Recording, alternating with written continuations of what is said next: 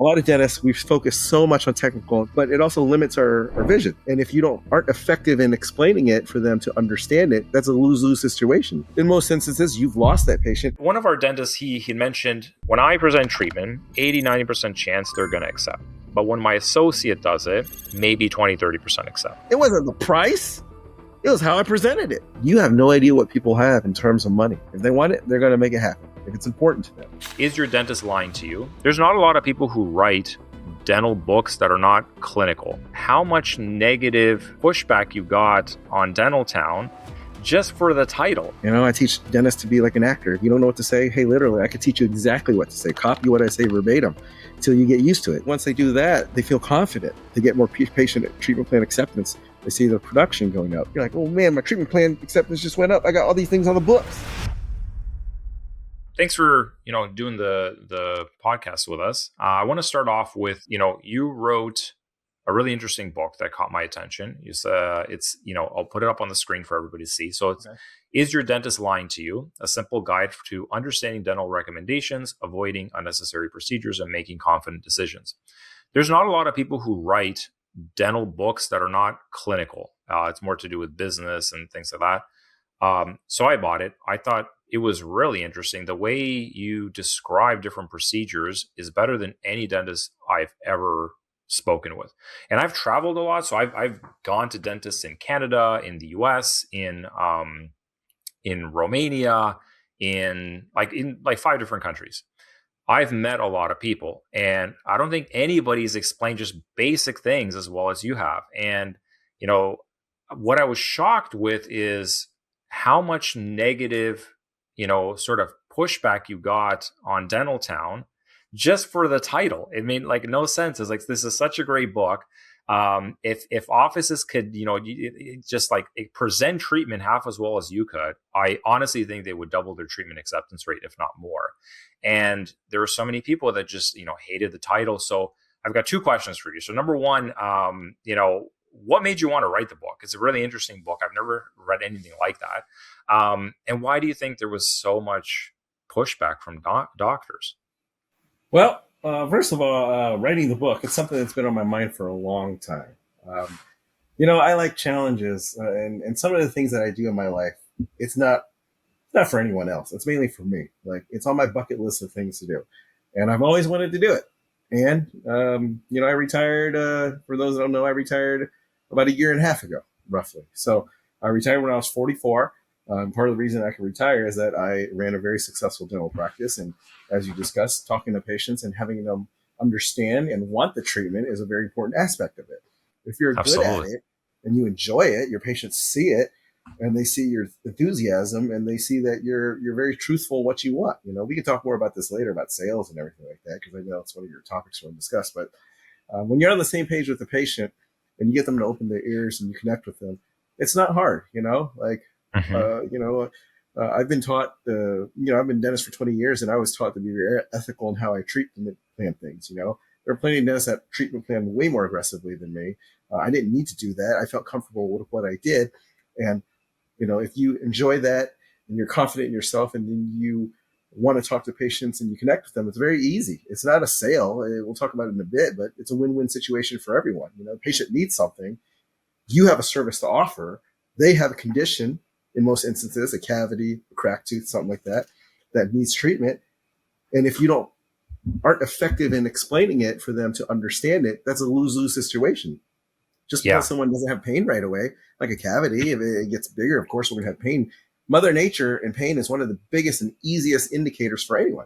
We're trained for pain. Any part in our body, you get a fake paper cut right here, you get it right here. Have you ever got those? Those are the worst. They're terrible. They sting every time you get your hand wet.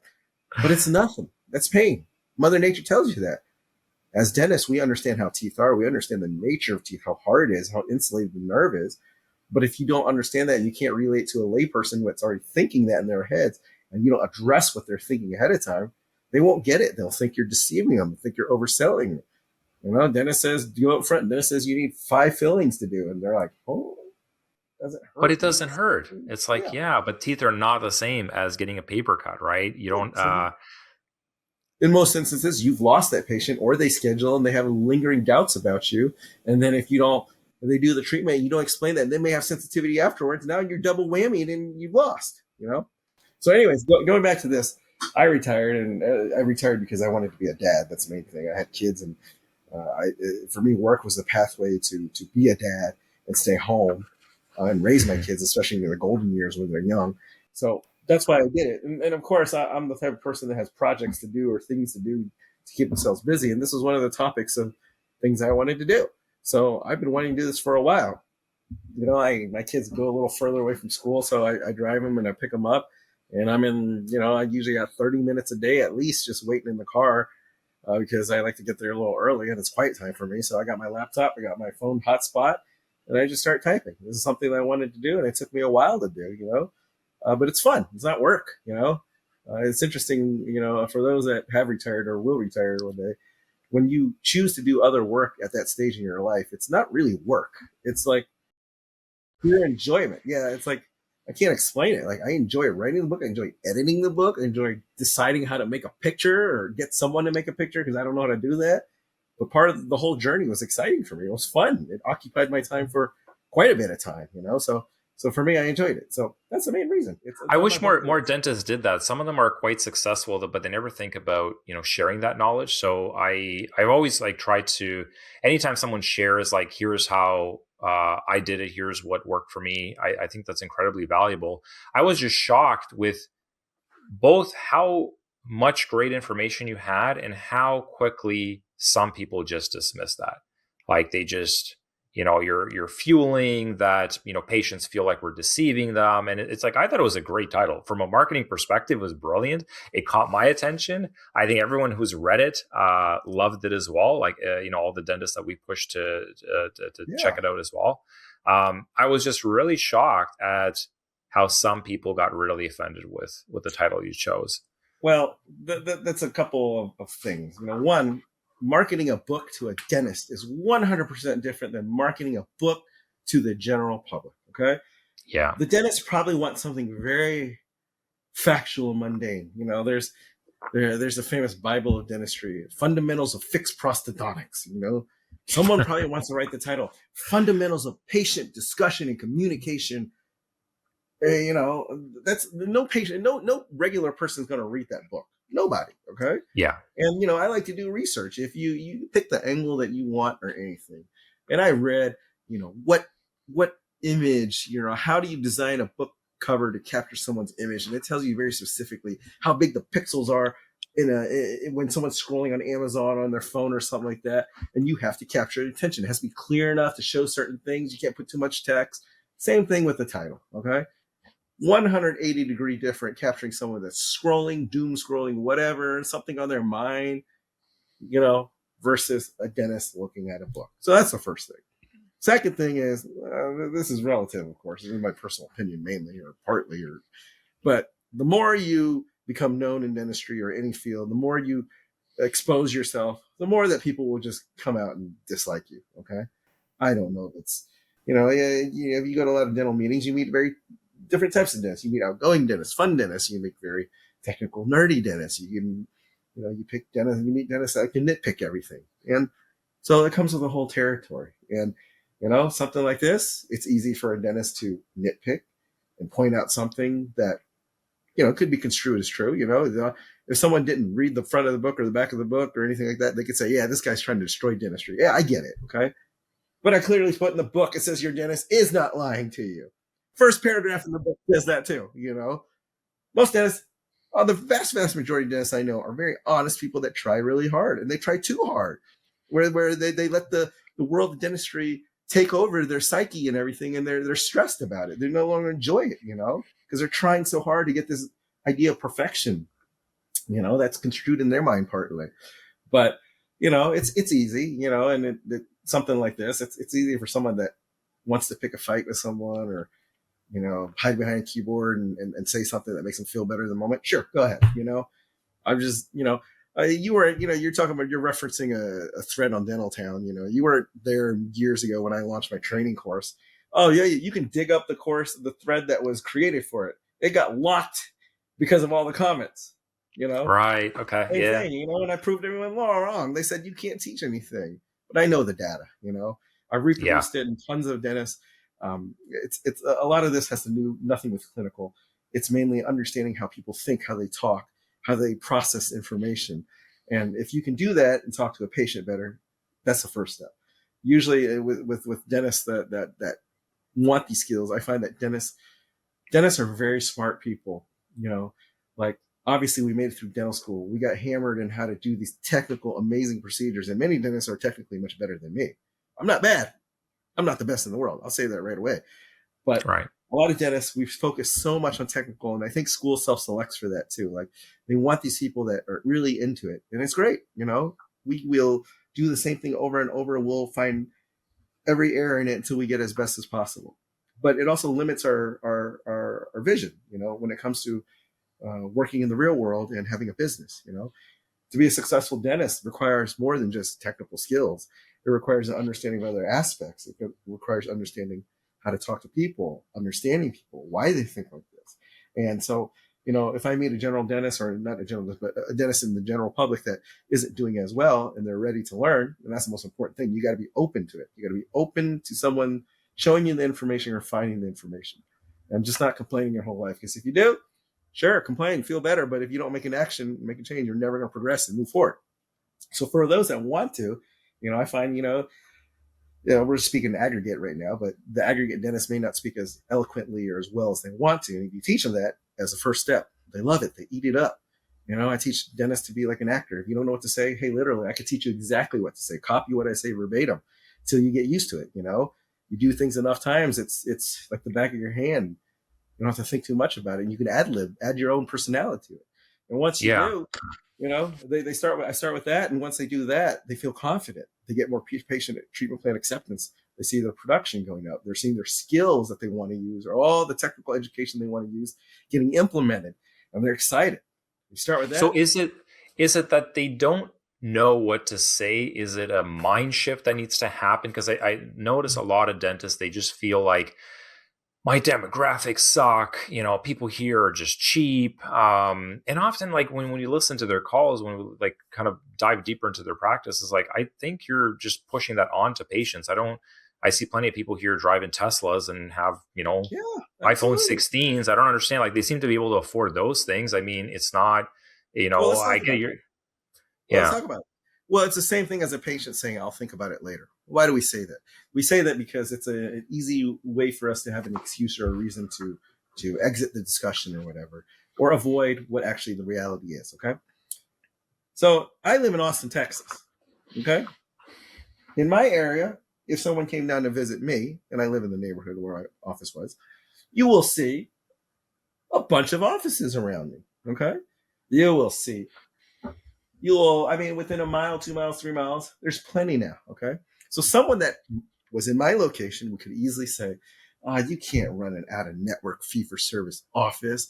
That's just insane. Look at all these offices around here. You can't do that. The demographics doesn't support that. You know, prove them all wrong.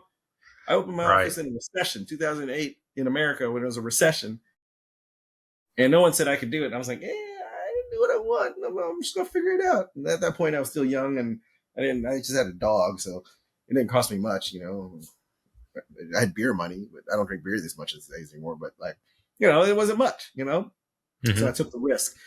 So people say that because they're looking for either sympathy, or they're not looking for the real answer of finding the resolution to what the reality is. I tell dentists that want to learn, listen, you can't control this, that, that. I don't care what the president does, if you agree with him or not. It doesn't matter. I don't care what your competitors do. It doesn't matter to me. Okay. Most people, as a dentist, are probably average. That's why averages exist. The majority of the people around you are probably not trying that hard in terms of marketing, improving themselves, talking to patients, training their staff. They're doing some of it, but probably whatever average level you want to say. Doesn't matter. That's all you need to know. So, in my opinion, I think if you want to be more successful beyond the average dentist, it's not that hard. You just have to make the action towards it. Again, I don't care. You're right. One thing I learned in my life, I grew up, I'm in Texas. There are a bunch of Texans that drive, I don't know, you have trucks down there, but we drive trucks. Okay. We got big Ford 250s. We got King Ranch F250s down here that you see all the time. Those are Yeah. $100,000 trucks. Okay. You look at the dude coming out of it. Regular dude. You probably wouldn't guess he had money. I don't know if he has money. But again, that's not my assumption to make. I will assume that anyone that wants something enough and understand the value of it will find it. If you watch Exactly. that show, Chappelle back in the day, remember that crackhead? He's like, Yeah. crackheads will get anything they want because they're motivated to. So Yeah. when a dentist tells me this or that, yeah, that's partially true to some degree. Okay, it is. And some demographics do. If you want to be a fee-for-service office in a low blue-collar, low-income area, it's probably not going to work to the degree you want. But without knowing that, if you're in a decent enough area, people drive Teslas, etc., whatever, just as a general data point, dentists can be successful. Okay. But most people, I think, just don't want the motivation or desire to do it or push themselves to do it. And they're stuck in their status quo, and I understand that. If you live a fine enough life, you pay your bills, you have a nice car, your kids go to private school, you got some savings, it's probably good enough. You might not have the motivation to move forward. And that's fine. Accept that. But if you do, then go for it. So I'm talking all around about, but like what I'm getting to is like, it's the thing with anything, You have to figure out what does success mean to you. Yeah. Because I think some of these guys, it's like there's nothing wrong with being average or slightly above average or not. I think they try to compare themselves to other offices, and you might not want to be that 12 operatory practice that's fee for service. It might not be worth it for you. Some people love, you have to figure out what kind of dentistry like is going to really make you happy. And I think some of them, they chase growth just for the sake of growth. And then that doesn't necessarily lead to, what's the end result? Like you said, it's like your goal was to spend more time with your family. That might mean that trying to run a fee for service office with like 10, 12 operatories might not be the way you want to go. Right. I think a lot of dentists, they do struggle with treatment presentation. And, part of it, they say, is like, well, the demographics sort of suck. And my thought initially is, well, what kind of people are you attracting, right? Like what sort of website do you have? What sort of reputation do you have? Like maybe it's not that there's only, low value patients that exist there. Maybe those are the ones you're attracting. And then it's hard to convince those people to do treatment, right? Maybe part of it is you just don't know how to explain the value of this treatment. Probably it's a combination of both, right? But what do you like? Does it matter? What can go wrong before they even step into the office? Before they even present treatment, right? Like what are some mistakes dentists are making where it's like you're just not bringing the right kind of people in? Do reviews matter? Do testimonials? Like, what happens externally before they come in that people are doing wrong? Well, let's talk about marketing first, okay? Or somewhat delve into this. There are different types of patients, and people have to understand that, okay? And there's nothing wrong with different types of patients, but it means how you position your office. Okay? For me, I just split it up into three, okay? And I'll explain as best as I can, or maybe revert to politics or something like that. There are some people that value, and this is a core value of who they are, their upbringing, their parents, of little to no cost. In a phone call, in surfing the website, in sending an email, or even meeting you in person, it is improbable that you will probably change their core values. If someone's core value is, I want your service for free, and somehow they came to you and you get there and you give them a treatment plan that's $1,000, they're probably not going to go to you, okay? Unless there's a significant enough event in their life in the relative moment, severe excruciating pain that pushes them to it, they are probably not going to change their point of view. And that's fine. That's a core value. There are other people like me. For many things, I'll look something up and I'm like, that looks too cheap to me. I don't want that. Let me sort by highest price. Not that necessarily I want the highest price one, but it gives me an idea of what I'm looking at. I'm like, that looks a little better. Especially services. I took my dog in because he needed something. We're taking him this week. And I know a bunch of vets. Like I have a bunch of vet friends for some reason. For me, it's more like, which one? I don't care what they charge me. Which one is going to give me probably the easiest service, get me in quickest? And my neighbor's like, hey, man, why don't you just leave the dog with me? I'll take him to work. We'll take care of it. I'll bring the dog home. I'm like, glorious. Thank you. Let's do that. So there are people like me that want higher levels of service or perceived service. Okay. And again, this Yeah. has to do with demographics also. If you have more disposable income, as you have more disposable income, your wants become needs. If Mm-hmm. you have no income, your wants, you don't even care about your wants. You just want to fulfill the basic needs. But if you have a lot of income, well, I need personalized service. I don't just want it, I need it, you know? It's different. So what I'm getting to is when someone markets their office, they have to understand the demographics. Okay. If you are build your office, for example, we'll do extreme like an out of network office, fee for service office in a low income area, that's probably not going to work. It doesn't match because what they want is different from what you're offering. Exactly. Many people, for example, are PPO offices in America, insurance based, contracted with insurance. Okay. And okay, well, that's fine. If you're going to do PPO office, understand your market. The mass majority of people that you are marketing to is probably people that understand they have insurance. They understand there's some sort of payment they need, maybe their copay, etc., or whatever they're due after, but they don't want to pay a lot out of pocket. Okay. So if Mm-hmm. that's the case, then make sure that you market to those people. And if you are a type of office, for example, that's a PPO office, but you make your office like Nordstrom's and you make it so exquisite and opulent, and then you're complaining about your overhead, well, you kind of messed up your target, You're giving them Nordstrom's for people that like it, but they don't necessarily want it, okay? So if you Yeah. position your market towards that, then you need to cater to those people that actually want those services, okay? And if you do, and you cultivate your office to make the perception of individualized, attention, being on time, getting everything done right away as expected, those types of clients will come. So understanding the market, first of all, is important. You got to match up with it. The first dentist we worked with, this is like more than a decade ago now. They were saying to me, people in our area, it's just a lot of like retirees, it's older people, their kids have moved out, they're, sort of like geriatric patients. And, I was looking at what they were doing for marketing, and they were doing a lot of these like, sort of, let's just say old school marketing. So like, people my age are not going to subscribe to a physical newspaper, like where I'm just going to read on my phone. Right. And we started doing more digital marketing for them and, targeting basically the sort of patients they wanted, that they were sort of, so the staff were convinced that there's just not that many people in this area. And a couple months later, they're like, we're seeing a lot of young families come in. It's never happened before. It's really crazy.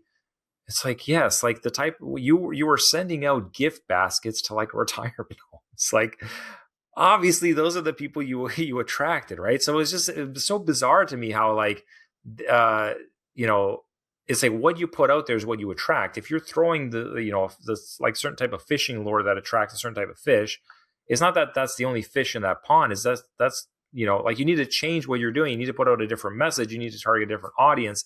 But a lot of them sort of feel like, oh, those patients are not here. It's like, no, it's just what you're putting out there isn't attracting those high quality patients. It's not that they're not there. It's like, look at your website. You're offering new patient exam special and free toothbrushes and all this stuff. Like, who do you think you're attracting? People who want a free goodie bag, people who want a discount. Next time they want something, they're going to find the next dentist running a promotion, Yeah. So No, yeah, I I just learned. feel, Listen, I learned very young. Like part of it was part of my learning experience, but like things like coupons, at least in my type of practice, coupons, prices off, deals, free things. Those are not the patients that I wanted. Okay, like yeah, because they would come and you're right. They took advantage of a loss leader introductory offer for something, and that was it. It didn't match what I was offering. And over time, I soon realized that. But like, you got to coordinate how you market and how you present your office with the types of patients that you want. And in your situation, it's like, I don't know if that office even did any demographic research, like, no, sure, my no, area has a lot of retired people, but there's a lot of young families. You got to capture them all. yeah, yeah. No, it's often not data driven. They sort of throw something at the wall and they see who comes in and they assume that's just what's there, right?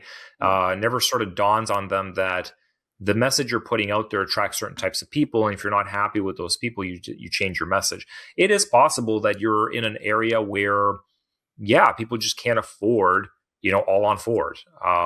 It's possible, but more often than not, it's sort of a messaging issue. There's not really a lot of thought put behind who are we trying to attract, who's our ideal target market. And I find it funny because there's a lot of dentists that will reach out to us and they say, a lot of the people in my area are really cheap. They're always looking for discounts. But then when we send them a proposal, they're trying to haggle us for discounts too, right? So I usually joke around with them and I say, it's like, look, I can't do it for less, but I can do it for more if you like. I have that option, right? So, I think that, it's easier to present treatment if you're attracting the right kind of people and if you're conscious of the type of people you want to work with, right?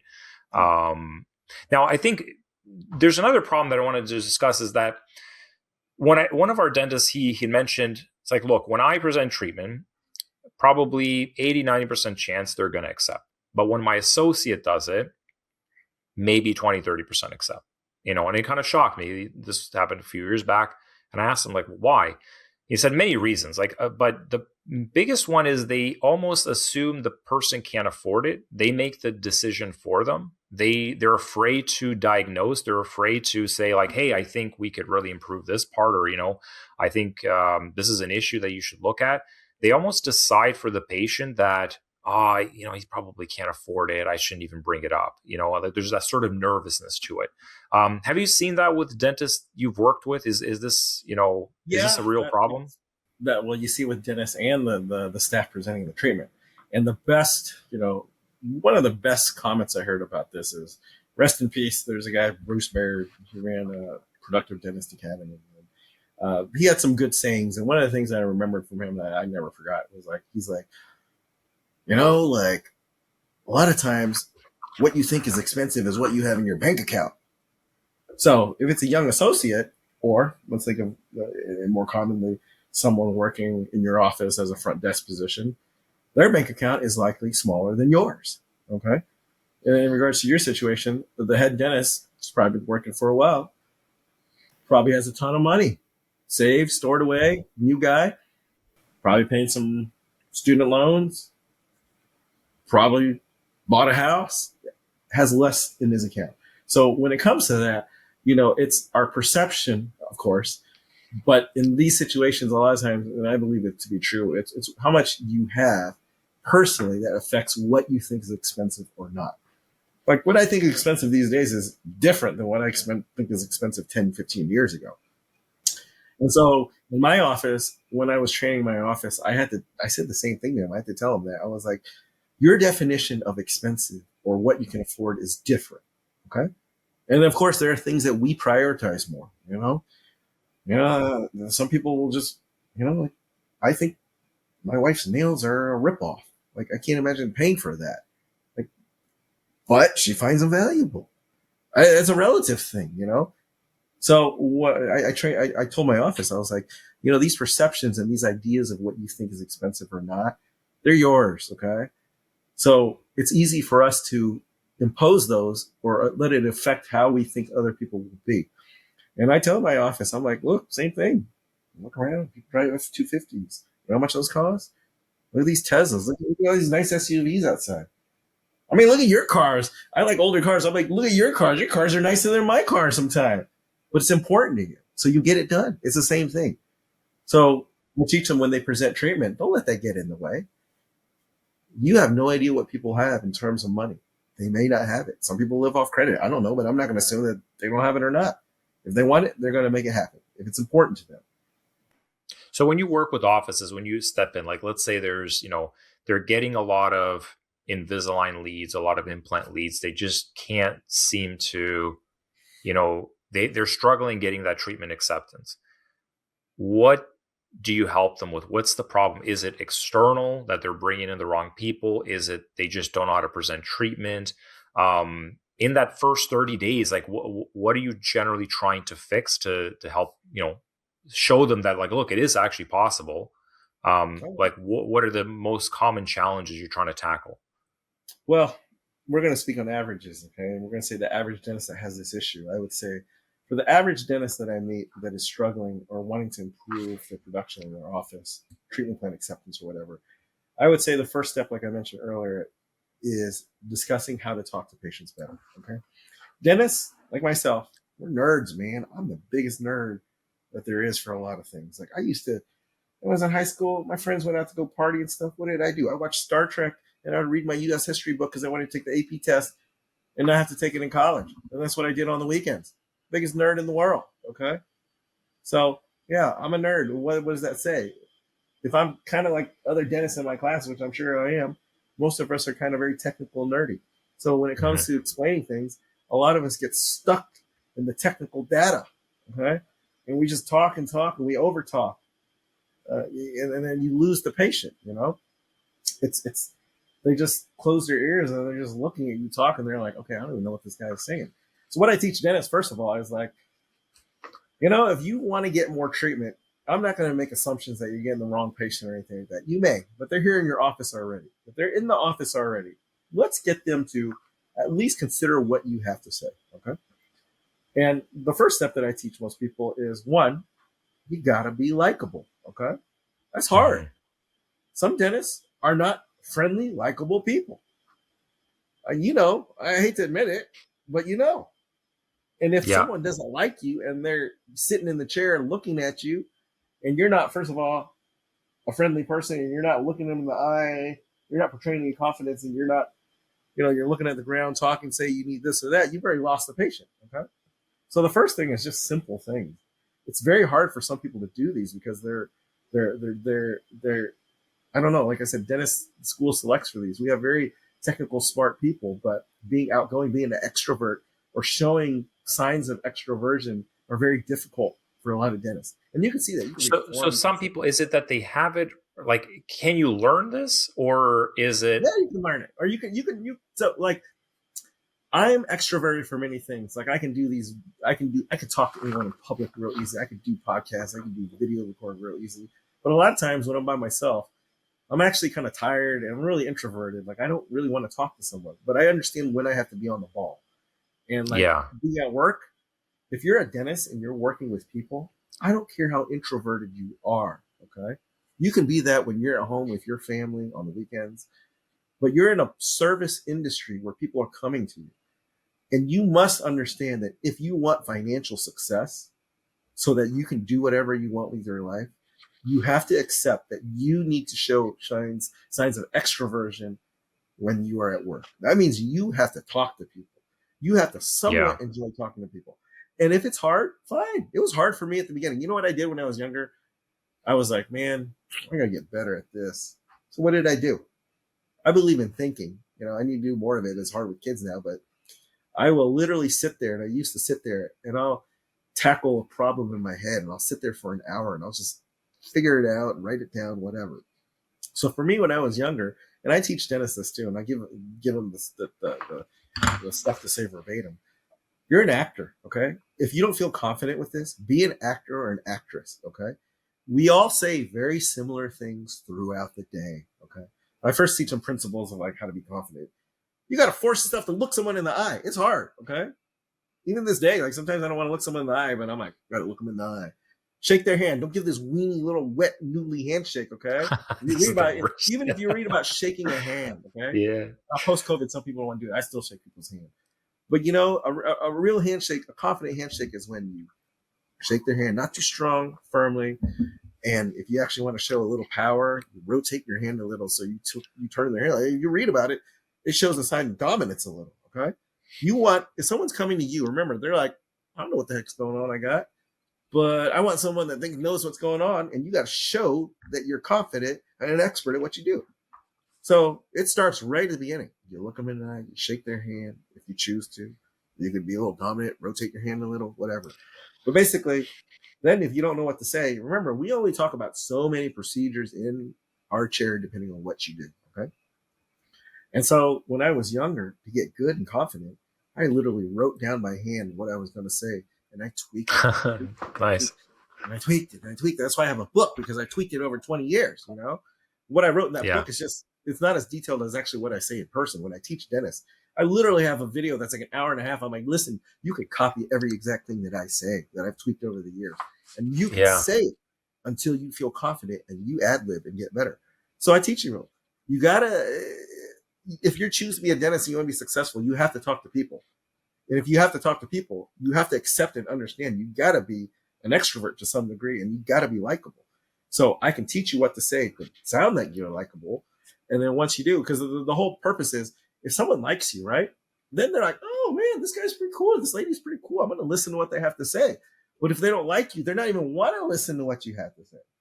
Yeah. Now, once they listen to you, they're like, oh, well, heck, that makes sense. I never thought of it that way. He shows me, they might be thinking, look, he showed me that. So that doesn't look good. That does look like a cavity. You did explain to me why it didn't hurt. No one's ever told me that before. Well, just the way you explained it was in the first chapter. It was, I thought it was brilliant that, it's like other parts of your body, you're going to get the immediate feedback that, this hurts. But with your tooth, you won't feel anything until it's like way too late. And then you're dealing with a much larger problem, right? And just the way that you explain that, it's like, I think a lot of people would feel like, oh, okay, actually, that makes a lot of sense. Because I remember when I was a kid, same thing, I had a cavity. I forgot, I was pretty young, I was in my teenage days. And I kind of felt like, I don't know, I don't feel anything. Like, is this really a problem? And yeah, sure enough, within like 2 months, okay, yes, I need to, I need to get that filling done, right? So, but I think, yeah, a lot of them struggle with explaining things. I mean, like my wife had Invisalign done when we were in Toronto, and she went to maybe like 6 or 7 offices, like either called them or visited them. And, just trying to figure out, how does it work? Like, who should I go with? Should I even do this? And she was sharing with me like sort of the experience of doing some of these consultations. And, in one of them, like there was a system that came in, kind of like sat her down, very impersonal interaction. The doctor walks in, he's like looking at his clipboard or something, barely like even says hello to her, kind of mumbles off some technical terms to his assistant, just like, okay, nice to meet you. And she walks out.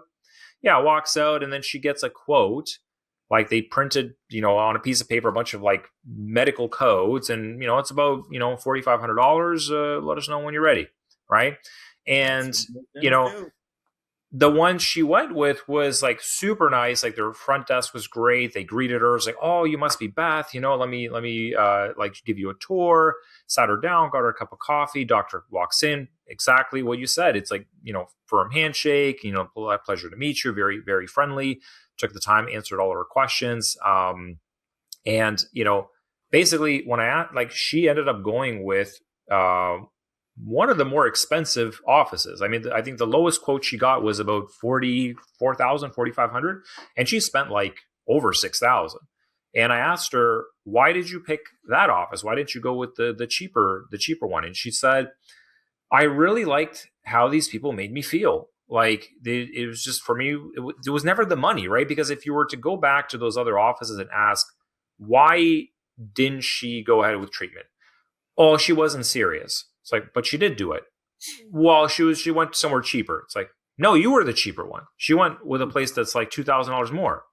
Well, so they always blame the patient. But I think that, that like, being able to present, it's a skill. I think you can learn it. What I liked with the book is that you just give so much good verbiage about how to talk about these procedures that, I think people would see that you're not lying to them. You're not trying to sell them anything.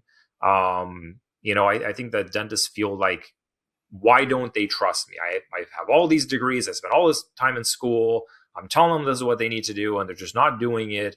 And it just never dawns on them that if a different dentist presented that treatment, they would probably say yes, right? Yeah. And you can learn that skill, right? Because I think some of them are afraid that that's just not me. I myself am very introverted as well. People are kind of surprised because like I do a lot of public speaking, I go to events, I do all this sort of stuff. But I recharge my batteries when I'm alone and I'm reading books and I'm learning. Like it could be to some extent draining to be around people all the time. But I understand that in a business, you have to put that on. It's like, you punch in, you're basically doing part of your job is to engage people, to, listen to them, to understand them, to connect with them. And I think some dentists, like they just don't see it that way. They feel like, I just want to do dentistry. It's like, but part of your job is understanding people, connecting. I think they refuse to accept it. I don't know. Yeah. That is the pathway to success. And success for many people is financial. For me, obviously it was financial, but over time it was time and location independence. So, You mentioned, people make decisions, especially bigger price decisions, with their emotions. Your wife felt like she was listened to, you know, and then like, you talk about price, the same thing with me. Everyone needs to read this somewhere in their lifetime, but I took a class in college, Theories of Persuasion, and that everyone should know about this, but that Cialdini book about prices. And one thing I'll never forget is that chapter about prices. There was a jewelry store that mislabeled the price. They were supposed to discount it, but they raised the price, and then they sold a bunch of them because the price was higher. So, my location, it's funny, if you go back in dental town, people used to chastise and make fun of me, but I was like, listen, I think you should charge $300 to $400 a filling. And I think you should do this and that. People are like, oh, people will never pay that. And then, so in my office, when I was first younger, one day, I'll never forget, I was like, you know what? I need to teach dentists this too. Let's think about this, okay?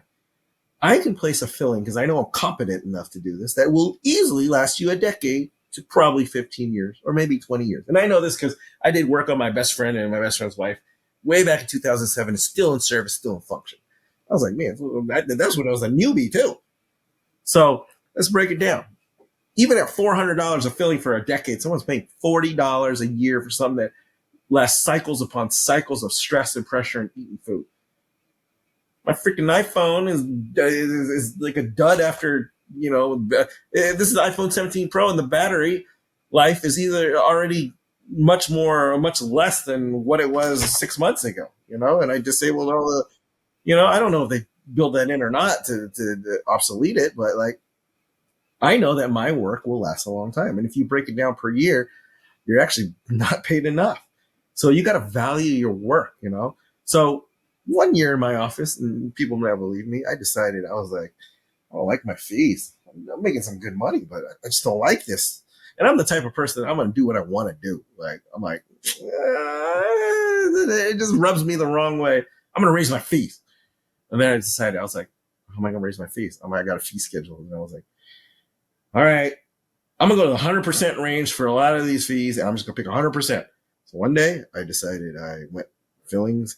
They were 300 something. They were like 150. I brought them to 300 something. I raised my crowns. By the time I finished, my crowns it was built up. So I was about 2,000. My fillings was over $400 a filling, whatever. Composite veneers, I just started enjoying doing them. I was like, you know what? I'm going to charge like 900 for one of these. What I found was that people kept accepting them. It wasn't the price. It was how I presented it. And one of the things I realized over time is like, and this takes experience too, because you have to prove it to yourself that you can do it, but it's just confidence. People, here's what people don't understand. A lot of dentists will think that price is the primary motivation. And that's true for a lot of things. But it's because we've been trained in our brains, or whatever society has trained us, like we just want lowest prices. And that's true for a product that you could buy on Amazon or Walmart or Target or whatever stores you buy. Yeah, it's the same thing. Then, yeah, I'm going to use a search engine, or I'm going to use AI to find me the cheapest price or a deal. I'll put an alert on something. That's fine, because it's the same exact product. But if I'm getting something that someone has to make or do, I got to evaluate the situation.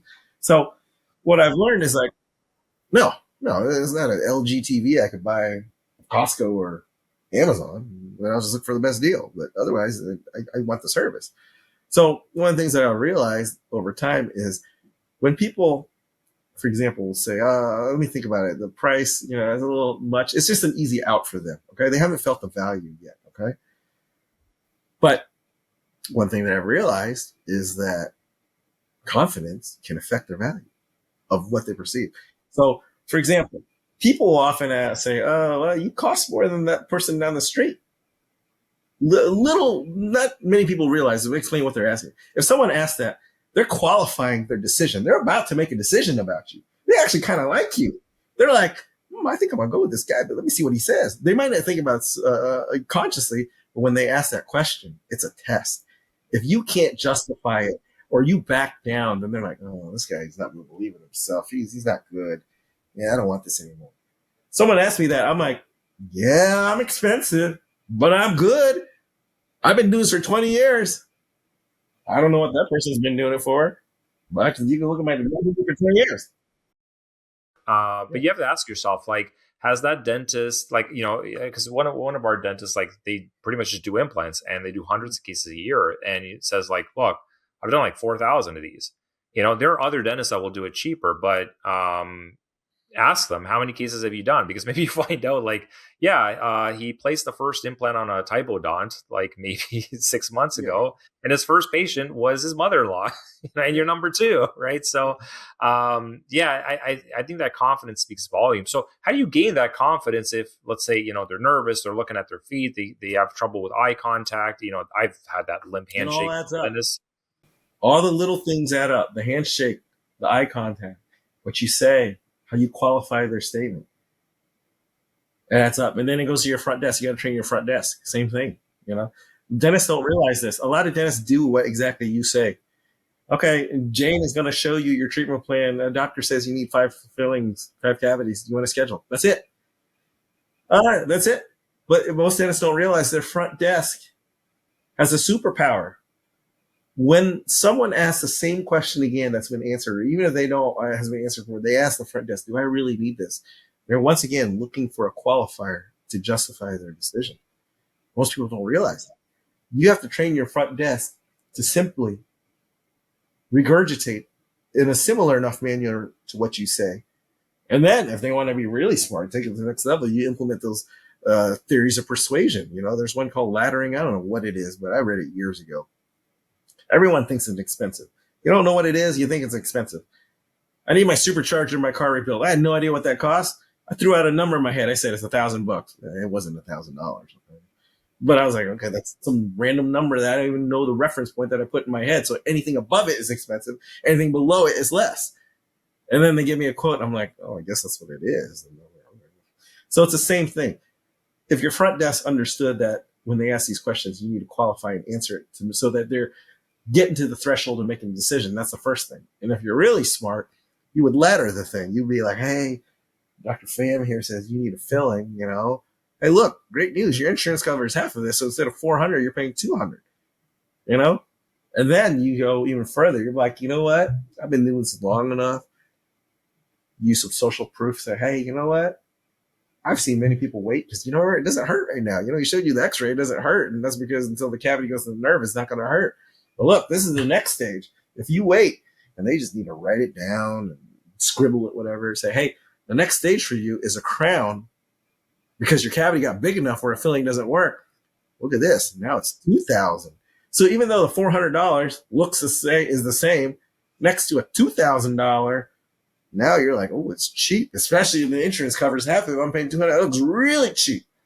Exactly. How you frame it is so important. And I think that sometimes the way they present it just feels so negative. It feels, you don't feel good. You don't feel like you're making the right decision.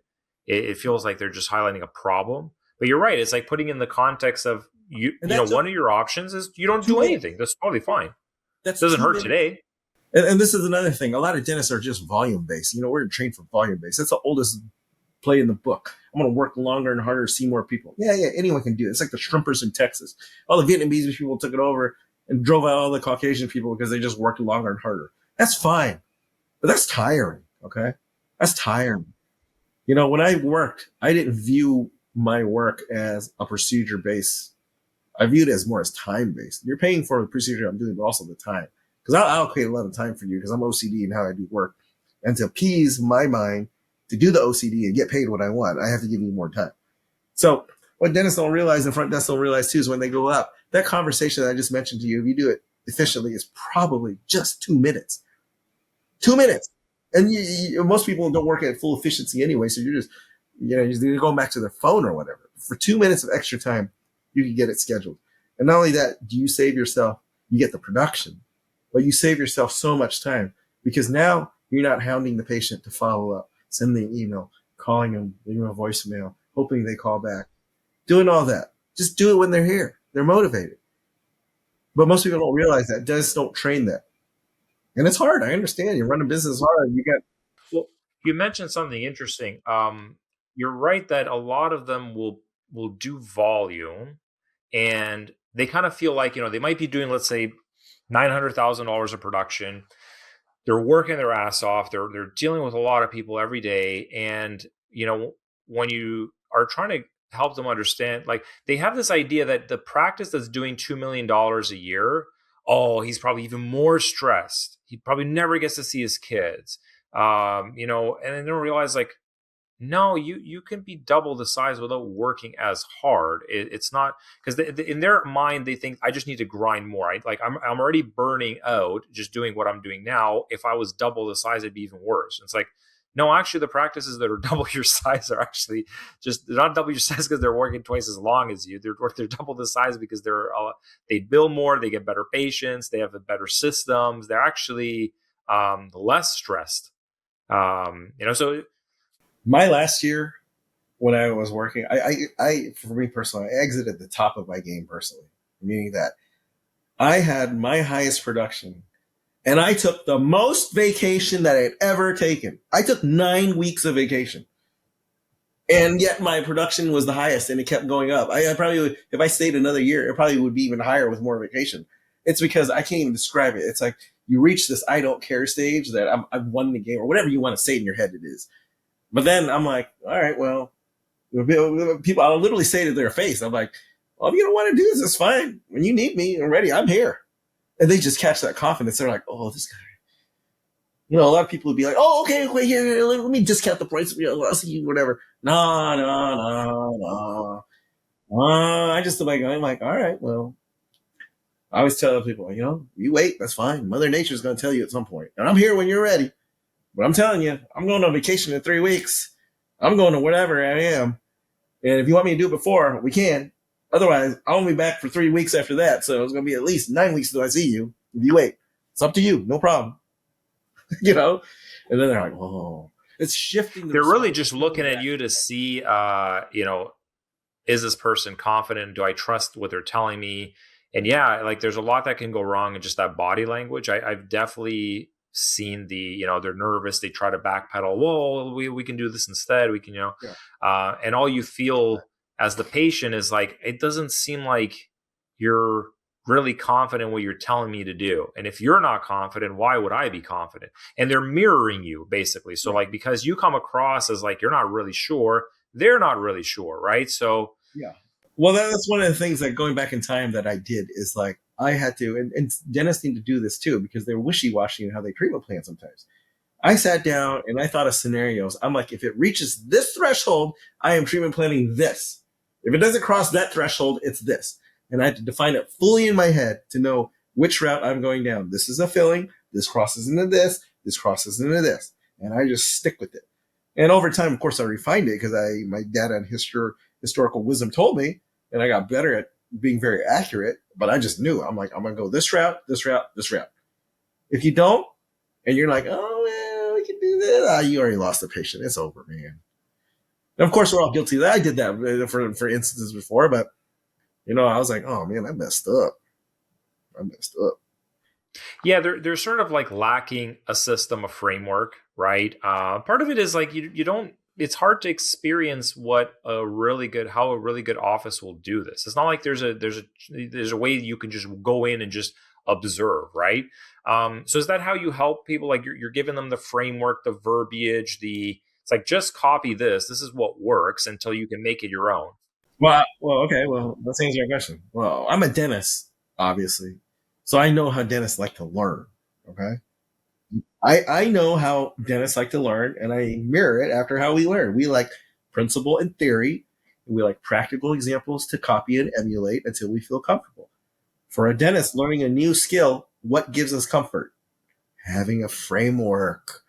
And so in dentistry, like I said, I teach people first how to talk to patients because it's the easiest thing to learn. You can copy me verbatim, okay? I can tell you what to say.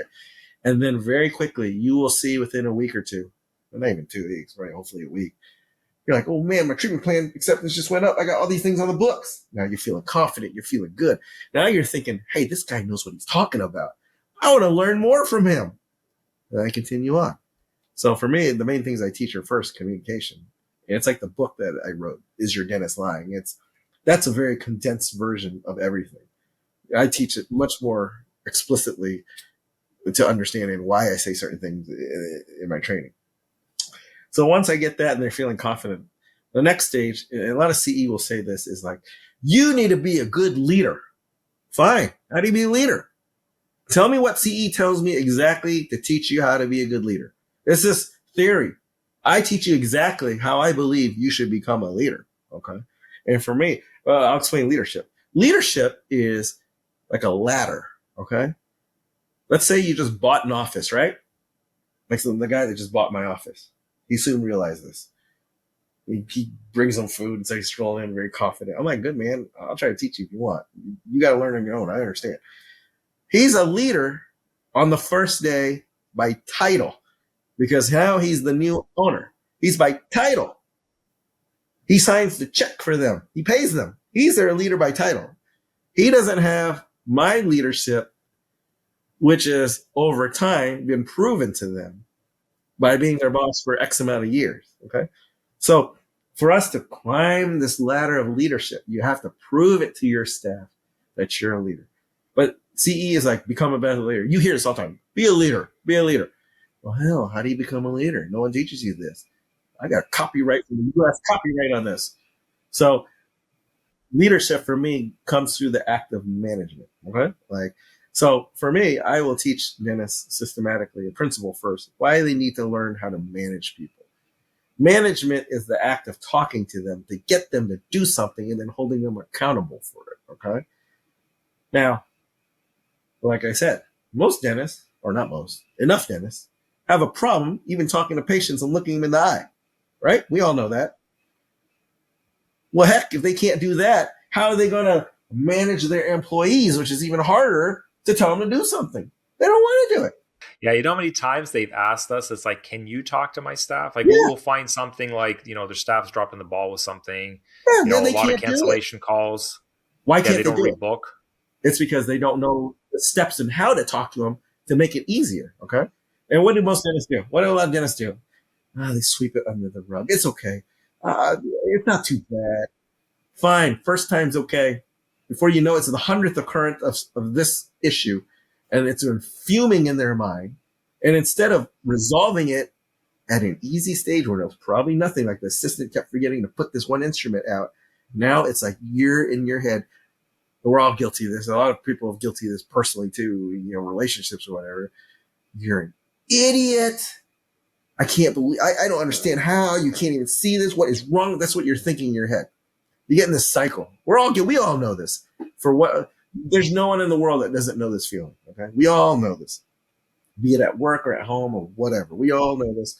And we all know it's a hard cycle to break if it happens. It's really hard. Okay.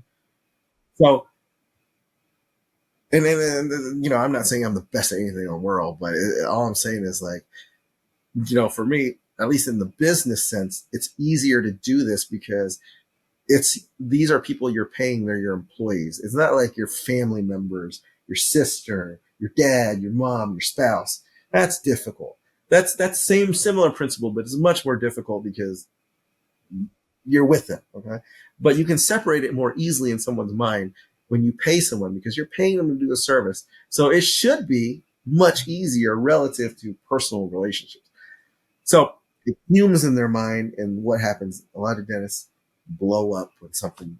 Finally, they're having a bad day. It just ticks them off that it happens. And then it's a big explosion, and the staff is like, what? That's an overreaction for this situation. Okay? So what I do is I teach dentists, I'm like, listen, most people don't know how to talk to people. So let's break it down on how to talk to people. This is the step. This is the outline.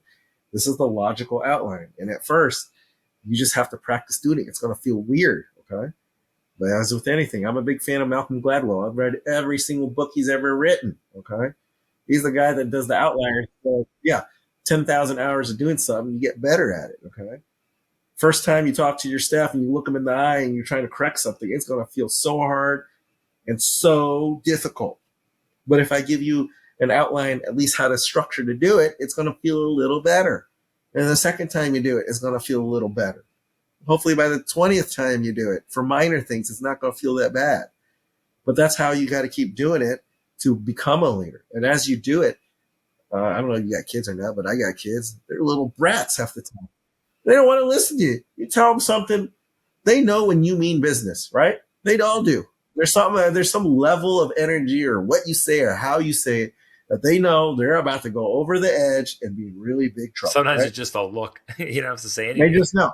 It's the same Yeah. thing with employees, okay?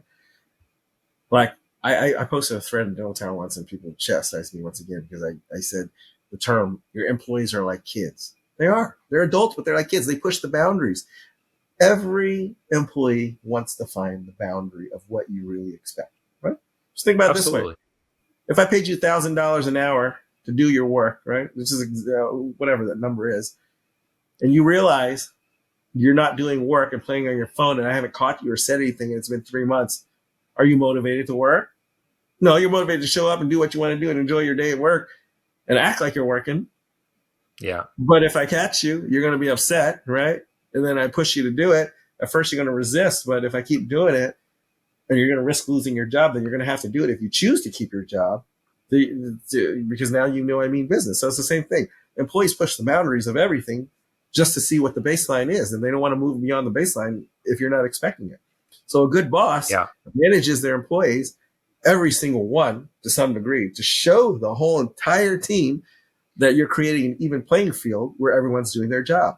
And as you do Yeah. that with historical data and time, it's a function of time. That's how they see you as a leader.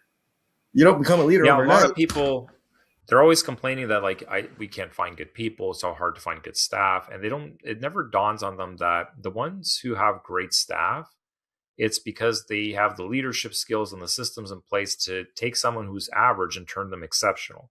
But the opposite is also true. You could take someone who's great naturally, and given enough time, the baseline just goes down, right? There's no accountability, there's no leadership, there's no training, there's no recognition, there's no anything, right? So they're trying to find these unicorns and they don't get that people who have great staff, they build them. They have the environment, they have the skills, they know how to communicate with them, and they turn them into superstars. You don't just find them. It's not like you didn't put out the right job posting, right? And a lot of them say, well, I don't want to have to do all that stuff, right? And my thought was always, then don't run a business. Go work for a DSO, right? It's like you cannot delegate that. That is part of your ownership responsibility as the boss. It goes far beyond, like you said, it's then your title. It's like, yes, you have the title of, owner. You might, pay you sign the paychecks, but like you said, it's a ladder. It's like that's only the first rung of the ladder. It goes much deeper than that if you want to get the most out of your people. Yeah. So, a side story, when I was in school, I had a job back in the day where I could still, I don't know how to do this anymore and it's all difficult, but I could code HTML by hand. Mm-hmm. Well, I wanted a job and the school hired me. I quickly realized my boss had no idea what I was doing. She was the dean. She had no idea what I was doing. All I had to do was walk into her office once a week to show her some update. And she's like, good job. So what did I do? I was like, oh, this is the best job ever. I'm going to sit here all summer next to this dude that I enjoy talking to, and I'm going to surf the internet. So I'm a very hard worker, okay? Like, I will work and I will get things done, but I realize. So that answers your question. You can have a very motivated worker, but if you realize you can get away doing nothing, you really do nothing. Yes. So good workers can become poor workers because of their environment. When I hired people, like as an example, I didn't know who they are. Some people interview very well. You know that. They talk well, but they actually aren't that good. So, what do? You try to at least, one thing I did with everyone is I set expectations. I'm like, you're going to have to read this book that I wrote, and I'm going to quiz you and test you on it. And you see the people that will actually do it or not. And if they don't, it sucks because, you're like, oh, man, I just hired this person. They're not working out. You have to make a decision at some point. But, you got to set expectations and you got to set them early. You got to hold them accountable for it. I'm not going to lie, in my final year or two, I was a little softer because I was like, I'm coasting it out. But, in my hardcore years, I was like, you better get this done. And it showed, Yeah. So how can people reach out to you? Like, what's the best way for them to, if they have this problem, they realize like, I don't know how to talk to patients. I don't know how to talk to my staff, especially the ones, we've got a lot of clients who are dodging that responsibility of like holding their staff accountable. Our data like pulls up, here's where your people are dropping the ball, doing things you told them to do it this way. They're not doing it that way. And they're asking us, can you talk to them? Can you talk to them for me? It's like, that's never going to work. They're not going to respect you. If they Yeah. don't respect you, why would they respect us? Right. Yeah. So, where do we send these people? Like, what's the best way they can reach out to you? If they Well, want to improve this, they want to improve their communication skills, their presentation skills. I think the book is a great place to start. We'll put it up on the screen. It's like, is the best read I've had in months. And it's $8.99 on Kindle. I mean, it's like, yeah, Jesus, it's guys. nothing. Yeah, Well, I spend more on like bubblegum. So. yeah. Well, I this is my personal opinion, and I back this by data too. But like, I think one of my CE training is probably one of the best things that a dentist can learn, unless you're just naturally gifted and enjoy talking to people. But for many people that learn when I teach them, it opens their eyes and opens their. They'll see the results, and they'll see how much less stress they have in their lives eventually, and how much more income they have. My website's www.dentalmaverick.com. It's a training that's been going on my 11th or 12th year. It's all online based, so you can sit at home. I got a lot of people that do it two ways. Three ways. They either listen to it, they load it on their phone in the car, they listen to it at the gym, or they listen to it at lunch. Okay. And a lot of the videos, I'm kind of a little ADD. I can't listen to things for very long. So I make a lot of videos under 30 minutes or under, because that's a good attention span where you can learn principles and actually that aren't too difficult to implement. And like I mentioned earlier, it's the summation of a lot of little changes that adds to massive change. So, I in this course, I teach literally everything that I know. Okay. And that's how, and I'm living proof of it. I mean, I retired at 46. There are not many dentists that will say they retired at 46. Okay. And Yeah. I don't have to work again. Like, I do work because I enjoy, I'm building an AI company called dentalmaverick.ai that's going to do front desk billing, verification, insurance claims with attachments, and RCM. We're almost done with it. It's just that keeps me busy, because I think I believe in that Japanese term. What is it? Ikigai, where you do things that make you feel happy and enjoyable. So that's why I do things, and I'm trying to solve a big problem that I didn't enjoy when I was a dentist, in terms of employee turnover, front desk, and just the errors that they make. But for what we're discussing, I can train dentists. Like, I can teach someone to be easily a better communicator. And I know I can bring dentists from this level up to the next and the following level of how they run and manage their office. But they just have to want to learn it. They can't be stuck in this cycle where say, woe is me. It's never going to happen. It's for the people that say, hey, you know what? I want to open my ears and expand my brain and take control of my life, so that I will never have to worry as much as I need to worry about running my office again, because I'll have the skills to empower myself. And as a result, you should make a lot more money. And so, Yeah. yeah. And I'm a believer. And to be clear, like, there's, you didn't pay anything to be on here. There's no kickback. I wanted to do this interview because just reading that book is like, this person communicates treatment better than anyone I've ever spoken with. It was just so clear, so easy to understand. And then when I started diving into a little bit into your training programs and testimonials and things like that, I realized, like, yeah, this is something that a lot of dentists really are not good with. And to some extent, I always thought maybe it's something you just either have it in you and you don't. Some people are just naturally more extroverted. They're more bubbly. But yeah, you're right. It's like these are skills that you absolutely can learn. I was in the same boat years ago. I was super introverted, and I realized, like, well, you're never going to run a business, at least a successful one. You're never going to like have a successful team unless you learn those communication skills, those leadership skills. And it was tough at first. You nailed it. It's like, even if you're given a framework, it's like you're trying to say these things and it just feels weird, right? It's hard to make eye contact. But eventually it just gets easy, and you'll look back like 10 years later when your business is like tripled, quadrupled in size, and you realize, like, yeah, actually, this was it. People chase like a new website, SEO, all kinds of stuff, thinking that, they're looking for like external solutions. And the reason their practice isn't like double in size, the reason their business isn't double or triple in size, is usually internal. And it usually has to do with like communication skills, leadership skills, management skills. For anybody who thinks the patients in their area suck, think their staff sucks, they thinks it's hard to find good people, highly recommend they read your book and they take some of your training, because I think it's going to be a sort of like light bulb moment where they realize like, no, you can take that same person, put them in a different practice run by somebody who really knows how to lead people, and they'll turn into a superstar. Or vice versa, take that superstar, put him into a practice where dentist isn't confident, thinks that people will respect him just because he's got the job title, and they'll exactly what happened with your summer internship. It's like they'll pretend to be busy, and but meanwhile they're Like, I really can't getting that. nothing done. Yeah. Yeah. So thank you so much for doing this. This was a fantastic chat. We'll put all the links down in the description down below. But thank you so much for sharing your knowledge. I think this was fantastic. Yeah. Thanks for the invite. It's fun. Like I can talk about this all day. Like I'm presenting CE coming up September too, live in person. It's just fun. Like I don't really need to make PowerPoints or stuff like that. I do, but like people start asking questions and it's just like, oh, can't stop. Let's just keep going. Yeah, It's fun.